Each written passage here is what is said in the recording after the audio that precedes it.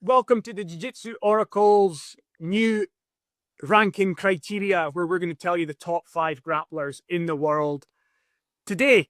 Now, I'm not going to get too deep into the format, me being Ross, and you'll also see on the screen my co-host Callum. You'll work out the format as we go, but we're going to go through who we think are the top 5 grapplers, not in just like a binary way of assessing who's won recent matches. We're looking for much more in our criteria that we're using. There's me, there's Callum, and then I have a committee of other guys who are very, very skilled and experienced in all the criteria that we're looking for to form this list. So let's get started. So don't want to waste too much time going through format rather than getting into the grapplers. Jump into the comments and let us know what you think. Callum, who do you propose for number 5? My number 5 is Kenta. Okay, good shout. Why is your number 5 Kenta? Kenta's my number 5 because he's been a guy who he's been on a couple squad events recently in Polaris and CGI, and every time I know he's up next on the mat, he's been a guy that I've been very excited to then see in his match, and then he's went through and delivered on that. Being in very exciting matches, always pushing the pace, being very tough and durable. Even against bigger guys, more experienced guys, he's put on a good show, so that's why he's my number 5. So 2 other committee members have also put Kenta on their list. One had him as high as number 2. And the reasoning was Kenta for being an absolute dog. I think that says a lot. For taking Nicky Rod to a draw and also creating an innovative new leg lock grip. The Hog. Very impressive. So they agree with your assessment that Kenta should be on the list, but they've gone higher. And oh no, I lied. There's 2 committee members who've both got Kenta at number 2, and the other person said on good form, had some ace performances on CGI 2, even if they were draws, no submission. Raised his stock, fan-friendly style with good wrestling, submission defense, gutsy performances. And then in recent times, not just on CGI 2, thinking back to other matches like his performance against Mika, that even although he lost, he put up a really good showing. Also attached to B Team / Simple Man. So he's quite visible online. I think Kenta should definitely be on our list. 2 guys have him at number 2.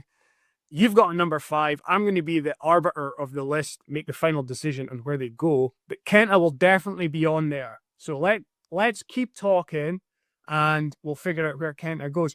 Did you hear this, by the way, right? Just on the Kenta thing. And because we're in the UK, in Aberdeen, Scotland specifically, I read online that Kenta spent some time growing up in the UK. Have you ever heard that? I heard that on the last Polaris. I found out 2 new facts about Kenta. One, that he studied astrophysics, I think it was, which I think was in Japan. And then, 2, that he likes competing in the UK because he grew up here for a short stint. So 2 interesting facts about him. I think it was on Polaris I heard this as well. And I think they said Kenta grew up in Yeovil. Which, like, that is much about it, but it's in southern England, right? And I think it's such a funny, you know what I mean? Of all the places, it wasn't like you grew up in Manchester or Liverpool, London, right? It's Yeovil, right? If anyone knows any more about Kenta's origin story, please let us know, because it just adds to the lore. Anyway, Kenta's on the list. Who's your guy at number 4, Callum? My guy at number 4 is Dorian Olivarez. Okay, good shout. Why'd you have Dorian? I think he put on, pound for pound, debatably the most impressive performance at CGI. It's difficult in that kind of event because obviously fatigue plays a factor, and 2 of his matches, one against Felipe, one against Taylor, fatigue played a big factor as far as those guys already had matches, but the showing that he put on against those guys with Taylor just submitting Giancarlo and then Felipe just submitting Luke Griffiths, I think it was. So those guys just submitting two of the best, bigger guys on Dorian's team, and then Dorian comes and pretty much runs through them despite giving up a massive weight disadvantage. I think is super impressive, and I just think he's got a very good trajectory in the sport, and I think he's a guy that a lot of people want to see matched up a lot in the future.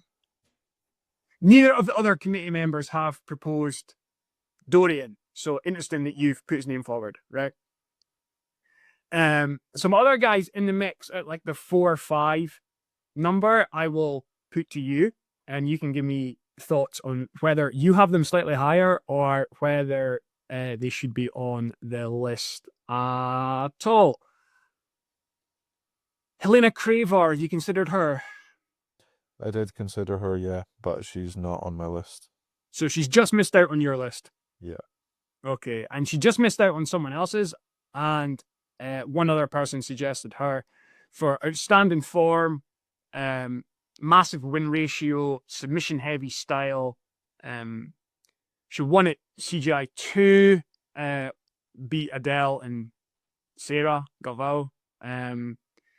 So the only thing is, like, she's not, like, personality wise, they said, like, she's not the best on the microphone, etc. She's obviously like a young grappler. She's like probably developing that side, but I think like to advance in the sport, and this is kind of like what the OP's about, is kind of looking at that side of things as well, not just like on the mat performance, but like where are you in terms of like excitement, hype, entertainment? Do people want to tune in and watch you? So I think her interest level comes more from her performance on the mat and what she does there, rather than like anything she's doing off the mat to try and advance. But I definitely see her, like, she's an interesting character, so I can definitely see like some people like being invested in what she's doing from that point of view. So, and she does try interesting things, like, you know, interesting hair choices, wears the cat suit to compete. So she's very individualistic from that point of view, which is good, but it can be kind of polarizing as well. So it'll be interesting to see what she does upcoming. I definitely think she's on the ascent. Whether she makes the list at number 5, I don't know. She's only got 1 vote so far amongst all of us, so she might just miss out. But it was interesting that you said you were considering her as well. Was it because of the things I was talking about, or was it because of anything else? I mean, most of my guys that I've got on my list have been guys that are on the list mainly because of CGI, because that's obviously by far the biggest event recently. So that's why she was in my consideration, because she won the women's division in that. Yeah. Okay. So another shout for one of the slots, slightly like I would say lower down, being 4 or 5 in the world on our list is a huge achievement. Owen Jones, do you have him? No, I was considering him. Obviously, had a good showing against Kine, and then he's had some funny social media posts. So I did actually consider him, but I didn't put him in just because pure grappling achievement wise didn't quite get there for me. Okay, so panel member said achieved an impressive draw against Kynan. The guard retention was awesome. Yeah. And also, like, he didn't just stall out Kynan. It was kind of like an exciting match, you know? He's on good form generally, and like obviously thinking back to last ADCC, produced a couple of highlight moments, so they still like are in the head. It's like they haven't like just, so it's still timely enough, I think. Did really well at Aiga. And he's also had a sub win against Julian Espinoza relatively recently on a WNO. Entertaining style, and more importantly, he's willing to talk, he's willing to sell a match, massive self-belief, isn't afraid to put himself out there. And yeah, he's like, and he is one of the guys who's got something about him. Interesting, exciting on the mat, and willing to, like, you know, talk himself up off the mat and get into a bit of verbal confrontation, etc. Like if I was booking a show, I'd definitely try and get Owen on there, like not as a headliner, but definitely in the mix. So I think he's a good shout for being in and around there, but like maybe along with Helena, just on the verge of it. We shall see. And here's another one. Have you got Keith Krikorian anywhere near your list? I didn't think about it purely for the stuff going on with Dorian Moneyberg, but I didn't seriously consider Yeah. it. So I think Keith, to his credit, right, is doing a lot of work, to like highlight the situation round about Derek Moneyberg, and you can let us know in the comments what you think about that. But like there's been a lot of stuff online recently from Keith. So I like to see that. I like to see grapplers trying to come up with ideas and put them out there and add to the narrative around certain subjects in grappling. So I think he's doing really well from that point of view. And like his stock's going up. I would say like on the mat performances recently, like, haven't been as exciting, as interesting, as noteworthy as someone like Owen Jones. But I think Keith is a guy right now who, like, there's a bit of something around him because of the work he's doing. A lot of it I see on Instagram to highlight the situation around Derek Moneyberg. So shout out Keith Krikorian for that, right? So there was a couple other guys like a little bit lower down, like the 4 or 5 rankings. But you've given me your 5 is Kenta and your 4 is Dorian. So who you have at number 3? We're moving up into the middle of the list. Yeah, my number 3 is Victor Hugo. Okay. Because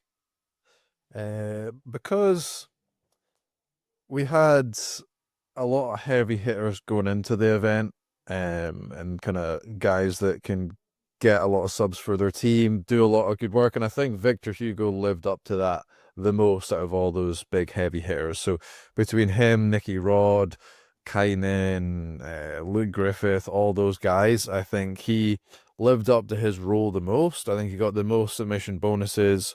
The match that he did go to a draw with Wagner Hocher, he still completely smashed Wagner Hocher. Wagner Hocher is obviously just very hard to finish.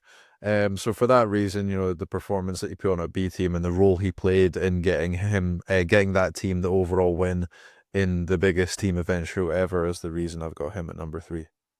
What I like as well is Victor came out of that tournament and then said, what about me against Elite Pena? That's a match that's not happened. Is that a match people would like to see? And I think Victor as well is doing more work to like promote himself and try and think of interesting matches that he can be in. I've also seen him put out more content, etc. For a guy who came over from the gi scene to the no-gi scene, and there wasn't really that much like hype or excitement to start with, I think he has created a good name for himself on the no-gi scene. So yeah, and he did really well at CGI2. He probably made the most money, didn't he? Yeah, with the submission bonuses and the win money. I think you got 50k bonuses, and I think you got maybe 2 within the time period that they were given the submission bonuses. So 300k for him. Yeah, I think he got 300k for his weekend's work. So interesting. Neither of our committee members had Victor at number 3. So he's one for me to kind of consider in amongst it all. Did you have or consider Pawel Jaworski? Slightly, yeah. He's been in my mind because he's been very active recently between the team events that he's been on in the IBJJF circuit, and he is obviously very much a rising name, but I didn't consider him too much, but he was a name that popped into my head, yeah. Yeah. So someone said impressive performance at CGI against a unit like Hulk. Won Euro ADCC trials. Then I think he took gold in his division and bronze absolute at Pans Nogi, was it? I think so. At black belt. Definitely one to watch. And yeah, I think another reason to like he's been very, very active. Like probably of all the guys we're talking about, like he's had the most matches recently, right? So I think that plays in his favor. Obviously, like exceptional leg lock game, probably the best at like the false reap kind of game right now, or the one I see using it most because he's been so active. But yeah, maybe not the most off the map. In terms of like the boxes we're looking to be ticked, to move you up the rankings. But yeah, definitely want to watch. So I'll think about it. I think 3 is like very high for Jaworski, but like, you know, I think he's in the mix right now, but maybe just not quite getting there. All right. Here's a guy that 2 people nominated. One as high as 3, one as low as 5. Marcelo Garcia. Do we put him on the list now, or do we wait for him to have that match against Lachlan Giles? And what do you think about the match against Lachlan? Anyway. I think wait. Obviously, he's one of the biggest names in the sport of all time, and that's maybe carrying him. But anyone else, if they just picked up a win against, was it Imanari that he had the match against? You know, that a while ago as well. That wouldn't get them enough to be on the list. So I would say wait until their match with Lachlan. I think the match with Lachlan makes a lot of sense. I think it was one I suggested previously.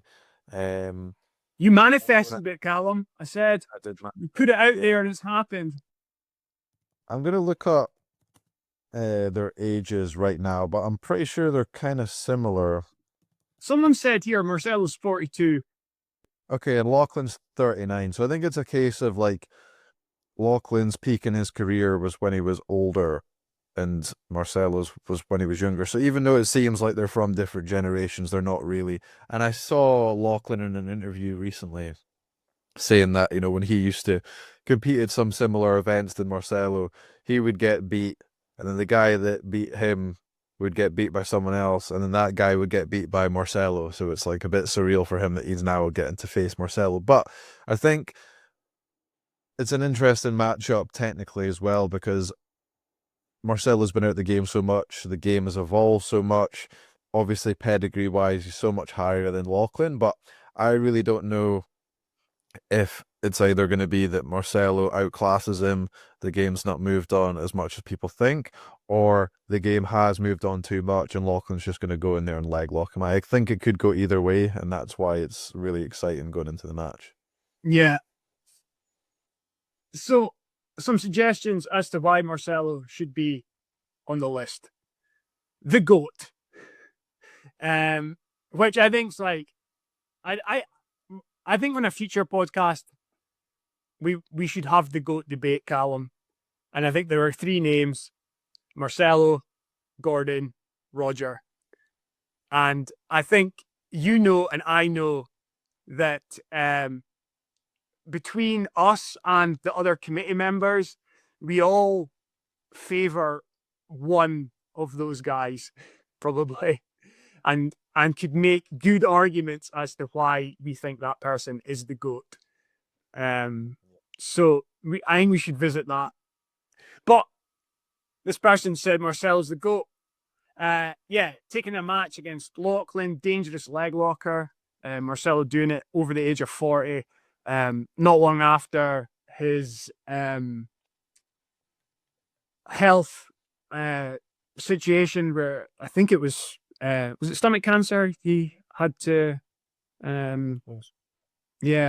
recover from. So like, yeah, and he's back out there, and like just like his name just being out, as like, that's awesome.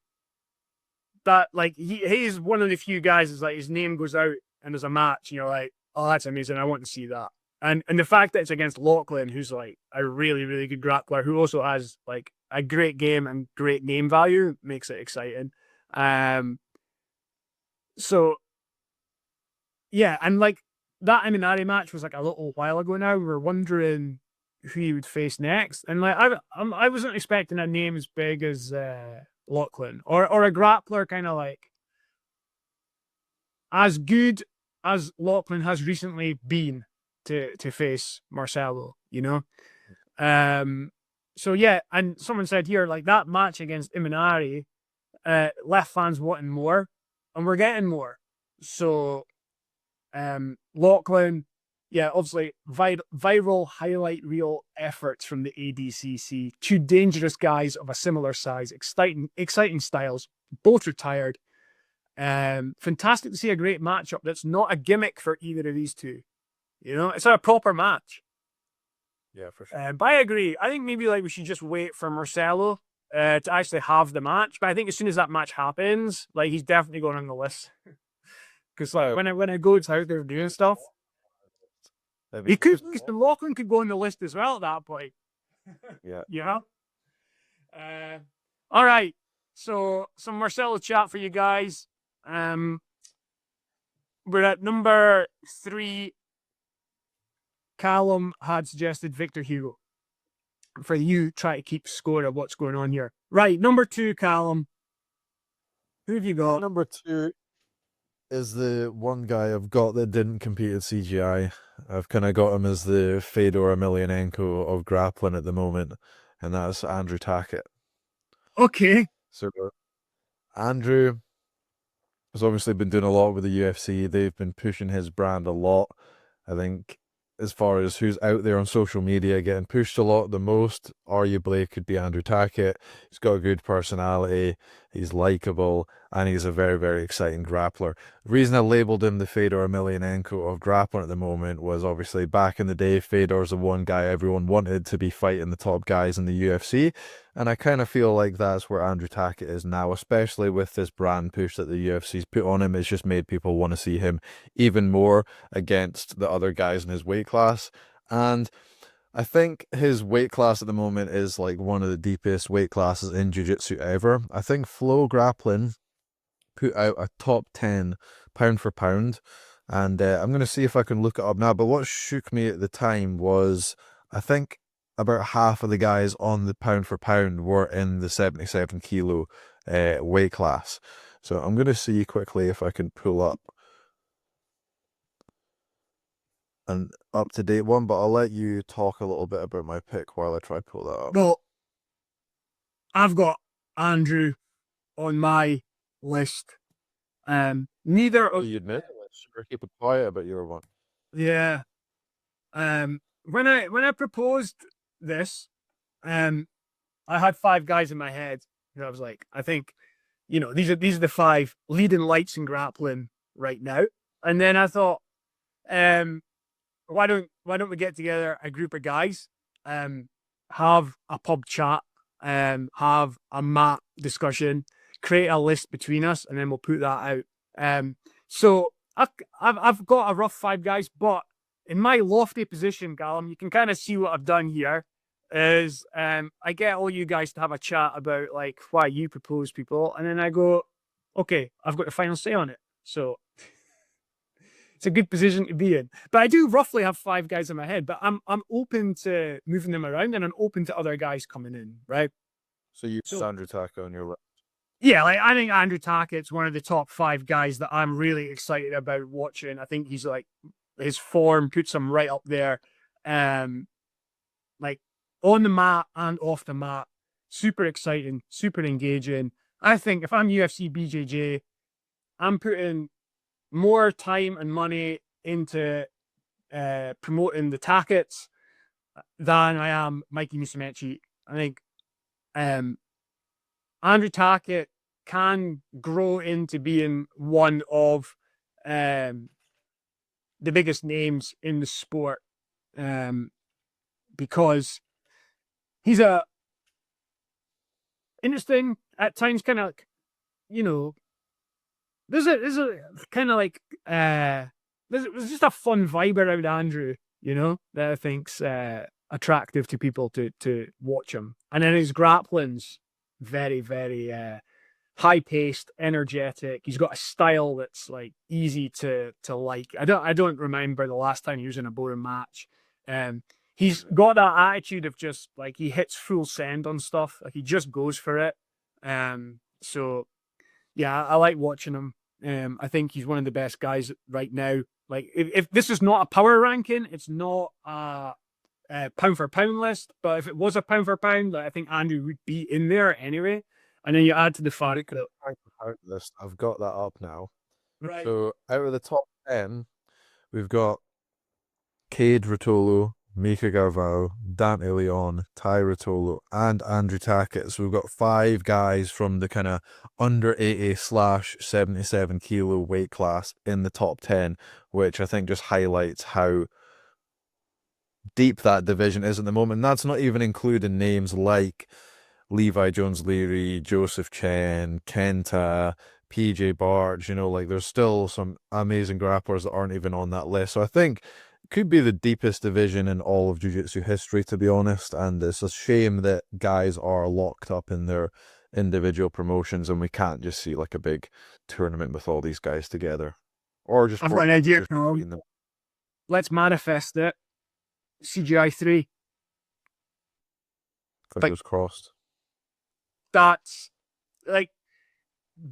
the best weight class in terms of exciting matches. There's plenty of guys in there with great name value to attract interest. Loads of matches we want to see. Do you think it's the deepest division ever in grappling? Could be. I mean, just even thinking about guys you can throw in. Like Jansen Gomez just started doing nogi. Mateus, yeah.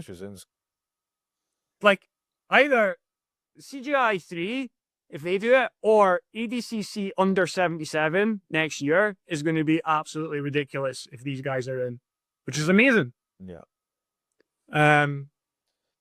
It would be almost like worth the fact that all these guys are separated if they could come together, because they've been able to like build themselves up in their separation, and then if they did come together it would be so epic. But it'll be a real shame if a lot of these guys' careers are spent not able to face some of the other top guys, particularly as well because we've got a few matches there that I think really should happen, or like I don't want to call them revenge matches or whatever, but like guys either need to face because they were in a tournament and they didn't face off against each other, or one won over the other guy and it's like time for the rematch. So like let's just say like Mika and Cade, it'd be great to see them face again. Mika probably wants that one back, yeah. And then CGI, the original, like Andrew didn't face Levi. So that could be a cool match. Andrew could have a rematch against Cade because it was possibly the best grappling match that we've ever seen. Levi could have a rematch against Cade because it was incredibly close, and there's people who will argue it should have gone either way. So you've got guy like Tynan. Could we throw him in as well because he's doing nogi, and then you get Tynan Jansen nogi. Yeah, I think Tynan could make that weight, and as well as that, I think you've got a couple of the lighter guys that could, like DeAndre was the 77 slot, even though he usually competes at 66, and then obviously Dorian's got no problem facing bigger guys, so it could just be the most ridiculous division ever. Yeah, CIC, there you go. Let's hope it happens. Okay, you have Andrew Tackett number 2. I really think Andrew should be on the list somewhere, even although 2 other panel members did not vote for him. Right. Who's your number 1? My number 1 goes to the guy that owns the moment that is the biggest moment in grappling this year, potentially the most controversial moment in grappling. So I've got Nicky Rod, the guy that got his team past the line and won them the whole tournament with the small print contract rule of the final 2 grapplers. Whoever wins is going to win the whole thing. So I've got him, the 2 biggest events of all time, CGI. He's the only guy that's won both of them. He got his team over the line as well. On top of that, finding out afterwards that he was suffering from a really bad staph injury and he was on the verge of pulling out, had to be in hospital, and still managed to put on a performance like that. That's why I've got him at number 1. Okay. One other guy, one other of our panel voted Nicky Rod number 1. Dominant win to seize CGI2 for B team against their rivals New Wave. Big drama. Also, he did this against a weight class rival in Luke Griffith. So and rival from the rival team. But he's got a good form overall. I'll come back to you on this. The point has been made. Multiple losses to Victor Hugo hurts his case for being the best post Gordon, or the best in the post Gordon era, which I think we're now in because Gordon doesn't seem to be competing. Callum, just hold on a sec. I can see you're destined to jump in there. I'll keep going with the reasoning from one of our other panel members, and then we'll come to you. But yeah, but they say that division is something of a round robin of wins and losses, so all's to play for. And I know it's a division you would love to see guys face off against each other. And again, maybe a CGI3 thing, right? But yeah, he's had matches against a lot of the other contenders around about there.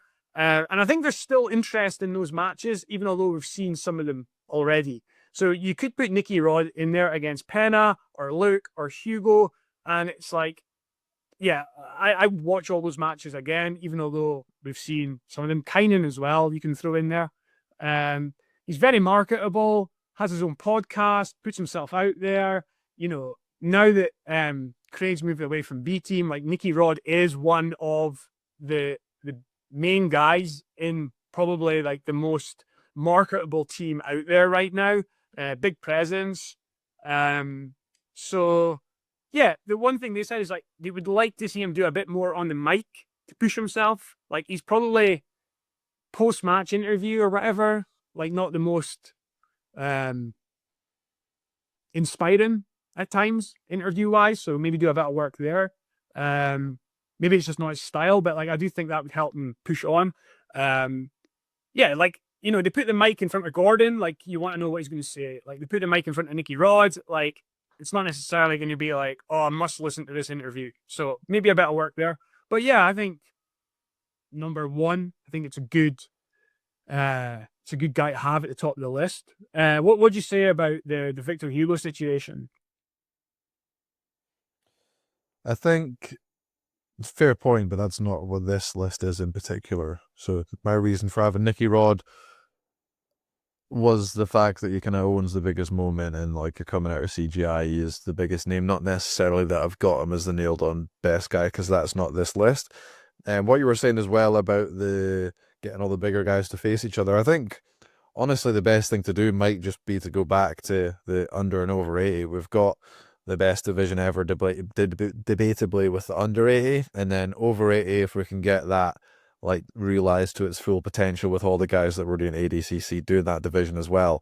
I think we'd be fine with that, just under and over 80 kilos again. I think that would be pretty epic if they can work out with ADCC and everyone in their individual promotions and get everyone involved. I think that would be the best possible format. Okay. Could even do 32-man divisions, to be honest, like as opposed to 16-man, because there's so much talent available if they could get them all on board. Who's paying for it? Not you. That's how you're suggesting it. Okay, I think there's one other name being suggested, and someone had them as number 1. The number 1 guy in grappling right now. Still. Derek Moneyberg? Not Derek Moneyberg. No, Craig Jones. Okay, the reasoning created arguably the 2 greatest grappling events the sport has ever seen. Advocated for increased athlete pay, contributed a lot to charity with sport, the Guardian scheme and the Fair Fight Foundation, called out the UFC BJJ monopoly, helps UFC fighters counter the Dagestanis. That's one of the reasons. But yeah, done a lot of great work with like Alexander Volkanovski, Jack Della Madonna, amongst 2 that I know that he works with. Craig is still like it's Gordon and Craig at the top, right? In terms of like names in the sport. Yeah. And we see a lot less of Gordon just now, as he's not competing and focusing on coaching and growing Kingsway Jiu Jitsu. So I think, yeah, Craig, and he did, the thing with Craig is he has had a recent match. I just think the match was terrible. Like, they should have, Craig against Chael, like, if they were going to do it the way it worked, like, they could have worked it a bit better, I'll say. Like, they're both pro wrestling fans. Craig was obviously, if he wanted to, going to smoke Chael, but like the way it all played out just came off a bit weak. But we've seen Craig, like we have seen Craig compete twice in the last 2 years, right? There's Chael and there's Gabby. Has he done anything else match-wise? I feel like he's had some other random matches on like Karate Combat and stuff like that. I'll go see if I can pull up his BJJ Heroes. Yeah, see if there's anything on it. Has he been active? Yeah, I can't even argue with Craig being on the list. I just didn't think with how we were doing it, he was eligible, but I can't really argue with that.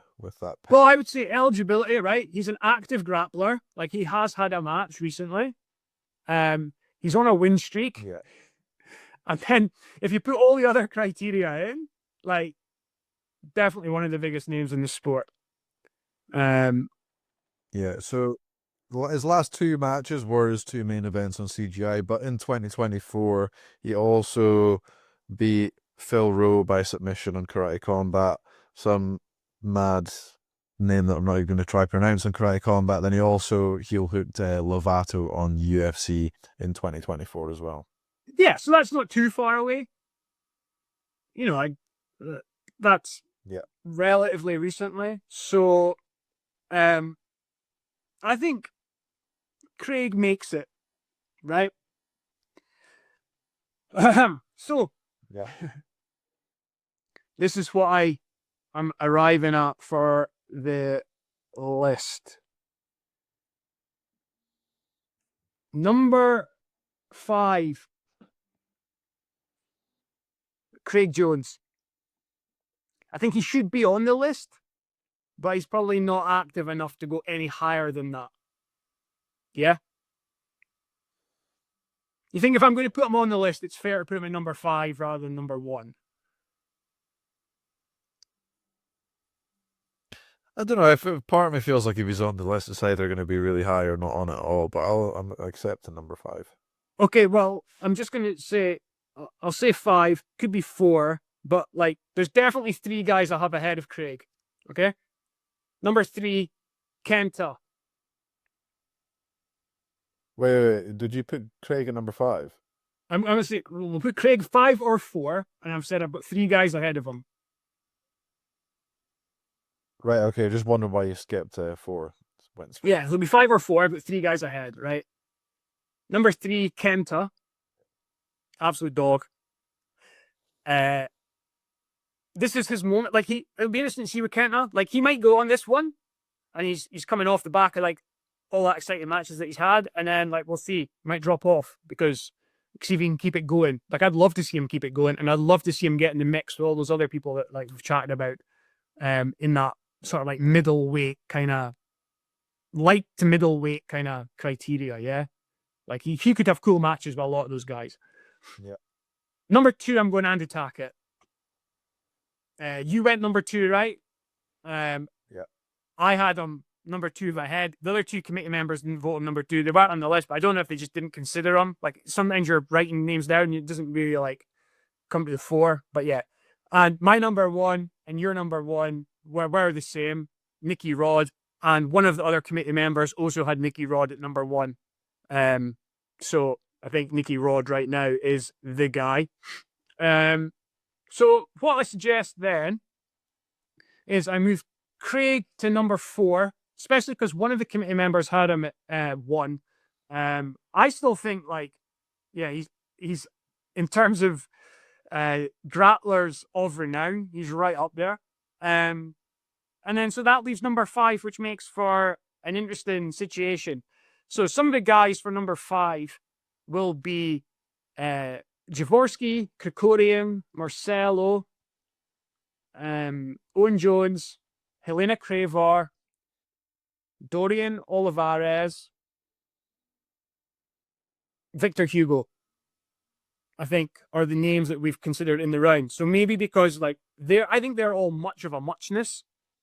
So maybe like put Craig ahead of them and then leave this last slot where one of them has to get picked. So will it be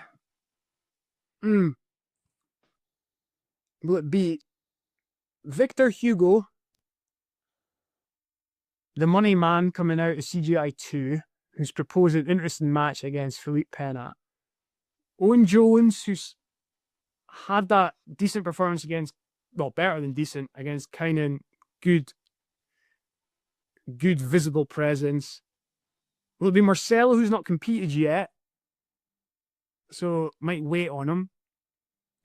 Keith, who's like matches haven't been so exciting, but he has been online a lot, going after Derek Moneyberg, which I quite enjoy. Or Helena. So I'm leaning between Victor Hugo and Helena, I think, for rounding out the list. On you go. Out of those two, would you think? I'm not fair to narrow it down to those two. Final two. I think my pick is obvious because I put Victor Hugo at number 3, so that would be my pick. But it's your choice. Fill me in on who Victor Hugo's faced most recently and who Helena Crevar's faced most recently. Okay, so Helena had her CGI performance where she had a close match with Adele and she got the nod there, and then she beat Sarah Garval by Aoki lock. Since then she had a match on pit fighting against Ashley Greer that she won by armbar, and then a little bit earlier in the year she had a really impressive performance on Polaris. She beat Margaret Cicerelli, Nia Blackman, and a couple other names. Victor Hugo on CGI, he had a draw against Wagner, a draw against Dante, then he had submission wins over Fabricio Andre and Bilal, and then before that he beat Nick Rodriguez by rear naked choke and then lost to Luke Griffiths. I think we're splitting hairs here between these two.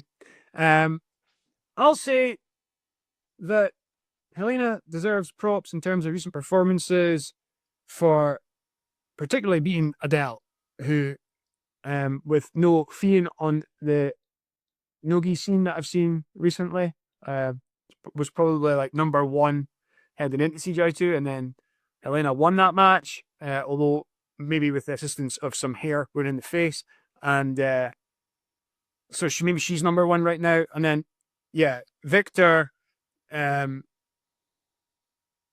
of the winning team at CGI2, got some victories for his team along the way. And I've got Nicky Rod at number 1, and like Victor's the kryptonite, so I think Victor has to be on the list somewhere. So I'm going to go Victor Hugo number 5, Helena Crevar number 6. I'm going to go for a 6-person OP list. First of all, number 1, Nicky Rod, 2, Andrew Tackett, 3, Kenta Iwamoto, 4, Craig Jones, 5, Victor Hugo, 6, Helena Crevar. Callum, do you think that reflects the scene right now? I do. Good. That's the first Jiu-Jitsu Oracle OP list. O for the Oracle, P for Pole. It's not a power ranking. It's not a pound for pound list. It's a rich tapestry, to quote one of the best sports pundits out there right now, Nick Wright, who's been an inspiration for this. Shout out Nick Wright. Watch First Things First if you're into NFL or NBA. That's our list. We'll be back soon to preview and review some of the big events that are happening in grappling. And these events will have an effect on this list. And the second one will be out in the not too distant future. And if you agree or disagree with anything we've said thus far, get into the comments and let us know. Bye for now.